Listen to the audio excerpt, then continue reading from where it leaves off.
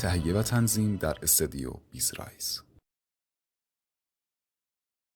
You know what, let's cut out all of the warm, fuzzy self-help talk, and I'm going to be the first person to speak to you frankly today. I'm going to tell you the 4 reasons why you're poor, and reason number 1 is because you saw this title and it triggered you. You've listened to the first 10 or 20 seconds of this YouTube video and it's instantly triggered you, and that says far more about you than anything else. The first reason you're poor is because you can't look yourself in the mirror and be honest about your current situation. You can't take criticism without even trying to protect your ego. You know, usually there's 2 things that most people can't take responsibility for. It's number 1, how much money they have in their bank account, and number 2, their weight. And let me tell you something right now, if you're watching this video, it means that you have Wi-Fi as well as some sort of device that connects you to the global economy. So for that reason, you have no excuses. 0, none. In the year 2022, if you still can't figure out how to make money, shame on you.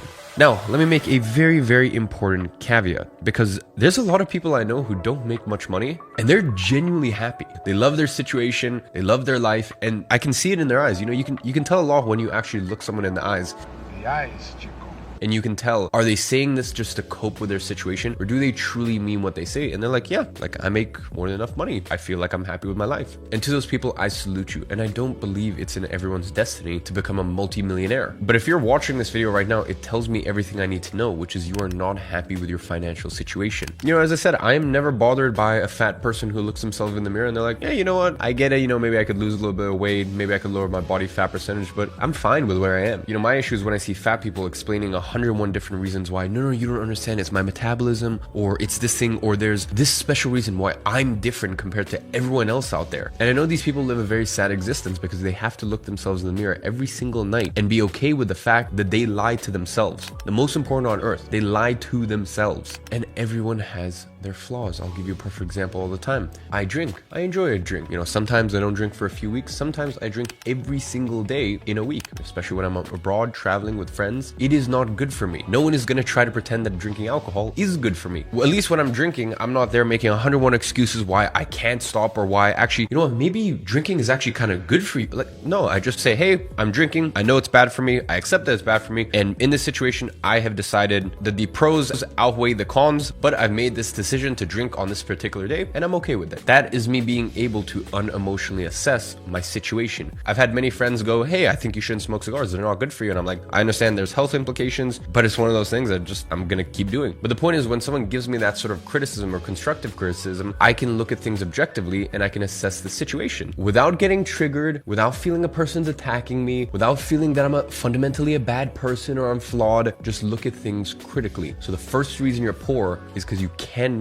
look at your life critically without your little ego getting shattered and without feeling like you have to make 101 different excuses for the reason you're in the situation you're in right now. Now, speaking of identity is kind of a funny thing in 2022 because I feel as though in the world right now, everyone kind of accepts you can change your identity and you can shift your identity. You know, you could be a fan of one sport and then the next year, you know, start getting a keen interest in another sport, and then now you identify as a fan of that sport. You could be very into street style and identify as someone who dresses a little edgier, and then the next year you change your identity to someone who dresses a little bit more on the classic side. I mean, look, we're even in a situation where some people wake up on a Tuesday without changing anything about their physical appearance and decide, you know what, I am now the opposite gender. I've done nothing to my body, but I just identify as the opposite gender now. So let's get this straight. I can wake up tomorrow and I can identify as a girl, change nothing about me, and the woke liberals will give me a round of applause and go, you go, you know, empowerment. But if I told someone, hey, you can wake up tomorrow and stop identifying as poor, start identifying as rich, they would crucify me. So as I said, let's really unpack that. The modern world believes that, you know, your gender, that's an identity and you can just wake up and change that. But your financial situation, you know, that's not, you don't identify as poor. All those people who have no money, they don't identify as poor. How dare you? It's just a very funny world we live in, huh? You need to understand that your financial situation is 100% an identity.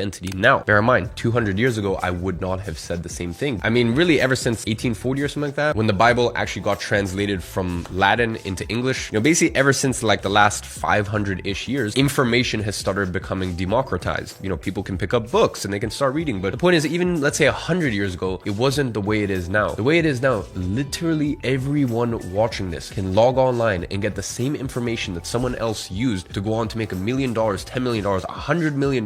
They have access access to that exact same information, yet you're stuck in the same place. So you must ask yourself why. And that is because you 100% identify as someone who is poor. It is lodged very, very, very deep in your subconscious mind. And by the way, I know what that's like. My first ever tattoo right here that I got at the age of 16. It says my cup runneth over, which means I have more than I need. The reason I got that was because my mom, growing up, she also used to tell me, take as much as you can, because you never know when you're gonna get any more. That is the programming of someone who is poor. And I love my mother to bits. She's the reason I started my business. She's the only reason I worked as hard as I did to get us out of our financial situation. But until I got this tattoo on me, until I got a reminder that I have more than I need, I am abundant. You know, it's funny, I got this tattoo literally maybe 2 months before my agency really started to take off, and I was basically able to drop out of school, support me and my mom. So you need to understand that a lot of these things that are in your subconscious mind can be programming from your parents. You know, you could have been grown up being taught that money is the root of all evil. People who cheat and lie are the ones who get money. Whatever it is, and by the way, whoever taught you that stuff, a lot of times it can be a defense mechanism for them. My mother was the youngest of 7 children in the Soviet Union. So when she said, take as much as you can because you never know when you're gonna get any more, you need to